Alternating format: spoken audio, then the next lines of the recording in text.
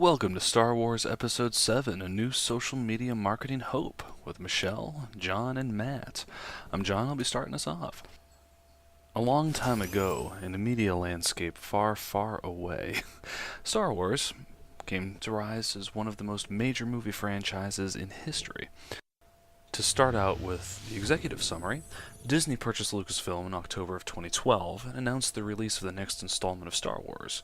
Star Wars is already an incredibly successful and well-known franchise, one of the most universally recognized brands in the world, but we must excite more than just that massive fan base. We must gain the attention of viewers across the board. For Star Wars VII to beat box office records, we must have not only a successful marketing plan, but we need a solid social media marketing campaign. With the success of Disney Marvel's The Avengers social media marketing campaign, we hope to outdo ourselves with the release of Star Wars VII. Despite the intense weight that Star Wars holds for film fans, and incredible staying power the franchise has enjoyed, it's important to focus our social media marketing efforts to gain excitement and build anticipation for the film's release. Merchandise has classically been the biggest contributor for Star Wars revenue over the years. Total estimates for overall franchise revenue over the years exceed $27 billion, with a B, of which less than a third has come from actual box office and video sales. So 2/3 of all the money to have come from Star Wars thus far has been from the video game tie-ins, the merchandise, the Yoda lunchboxes, the figurines, the action figures, the toy lightsabers, everything.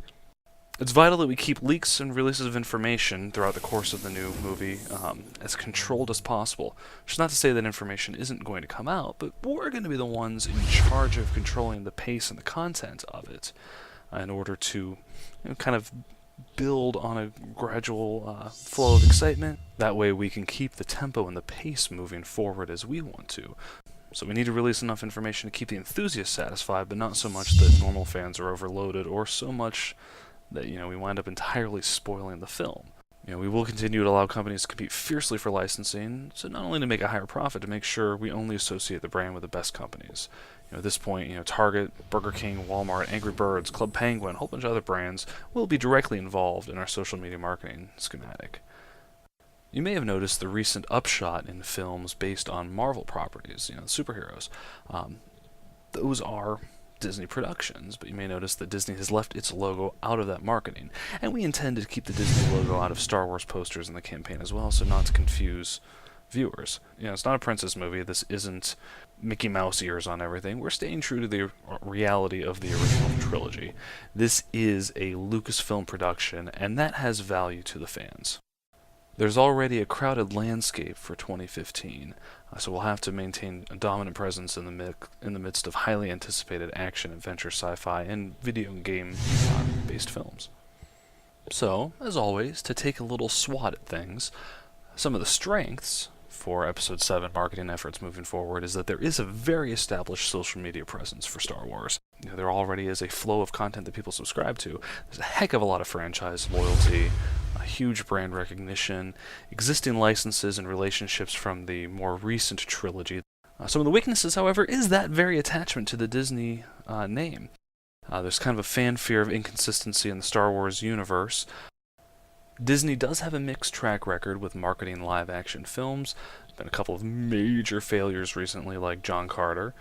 And there has been fan disapproval of some subpar characters like Jar Jar Binks, and poor acting choices, such as Hayden Christensen as Anakin Skywalker in the most recent films.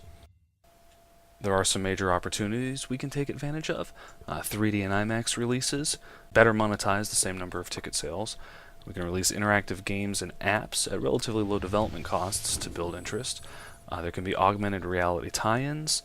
There is an entirely new social media marketing landscape to take advantage of. The most recent Star Wars film was released in 2005, which was before Facebook went public and before Twitter launched.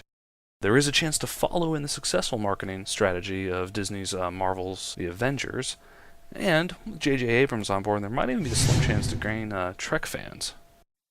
There are some major systemic threats, however. There are a lot of other anticipated action adventure films coming out in 2015, and there is potential for Star Wars fans to be very much turned off by J.J. Abrams stepping in and by some of the other changes that have happened out there. The Star Wars Facebook page has had an incredible following since its establishment and has generated over 10 million likes and has over 156,000 individuals talking about the subject. The goal for all of our social media is to generate a buzz, so individuals will share and tell their friends about the latest Star Wars posts. To continually generate this buzz, releases of sneak peeks, casting updates, on-set photos, and teasers will allow for followers' interests to remain high. The Twitter page will be maintained with a similar practice by keeping Episode 7 content continuously updated and on the forefront of the Twitter feed for fans. Implementation of apps and augmented reality games will allow for our target audience to utilize their mobile devices and actively participate in Episode 7 content. A Star Wars Episode 7 mobile game that can be played on a smartphone or tablet is a great way to have fans get excited about the upcoming film. On this slide, you are able to see a variety of other mobile app and augmented reality opportunities fans can participate in. With all of that said, it is important to tie it all together in a succinct marketing strategy. We will use channels such as Facebook, Twitter, Instagram, and YouTube to reach the broadest market possible, as well as social games that allow fans and enthusiasts to interact with one another within the Star Wars universe. However, just as we did in the marketing campaign for the Avengers, while we will focus on the 15 to 34 age range, we want to make sure to extend our reach to every area of the fan base and to all potential audiences. Now, in the Avengers, we had Robert Downey Jr. to appeal to a certain audience, Samuel L. Jackson brought his own fan base, and Chris Hemsworth as Thor was that hunky eye candy for ladies. Scarlett Johansson was visual eye candy for male audiences. In the same way, we want to work with J.J. Abrams to make sure that the casting choices can be used in our marketing appeal. Bringing in the original cast will attract original fans, while casting of any other category can appeal to each fan base or demographic that actor carries. That way we can show action-oriented trailers on Disney Channel and our kids' gaming sites, yet air TV spots more oriented toward the 40s and 50s crowd on TNT and USA and similar networks. We can focus appeal towards Black audiences on BET and push story appeal on IMDb for film lovers. We even have something similar to Peter Jackson's Hobbit production diaries in mind as an inside scoop. Now, whether this is J.J. Abrams doing his own diary or a minor character leading us around set, either one would give something for the fans to hold on to, some inside story, some behind the scenes for film enthusiasts, whether they're Star Wars fans or not.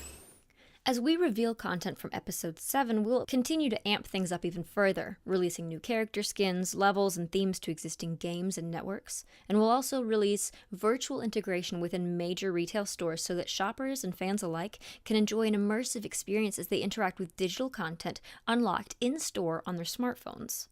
Some of the proposed app ideas we have in play include The Next Skywalker, where you and your friends can be trained in the ways of the Force, and then choose to go to the light side or the dark side. X-Wing Mission, an augmented reality game where you are the pilot. This would give shoppers a chance to interact in places like Walmart and Target, and you can race to complete the mission against your friends. It's a Mousetrap. Play as your favorite Disney characters inside the Star Wars universe. And we have many more on the table beyond that. While fans will always generate content on their own, it's important to engage them in fun projects that will let them be part of something larger. Star Wars Uncut had phenomenal success for this reason. They want to join in on the fun. What better way to do this than to create those opportunities where they can contribute fan-made content, compete, or even work together in some capacity? Another brilliant way for us to engage with fans is to interact with them in their element. Hardcore fans and enthusiasts go to conventions, and Star Wars Celebration is the single most anticipated Star Wars convention there is. If we give fans rewards and exclusives with social media check-ins or through apps and scannable QR codes, it gives them a chance to show that off to their friends on Facebook and Twitter and unlock exclusive content. Bragging rights, if you will.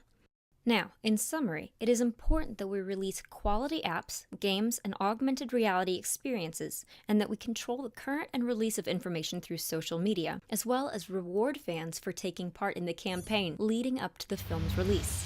Thanks so much for tuning in. We'll see you in 2015. May the Force be with you.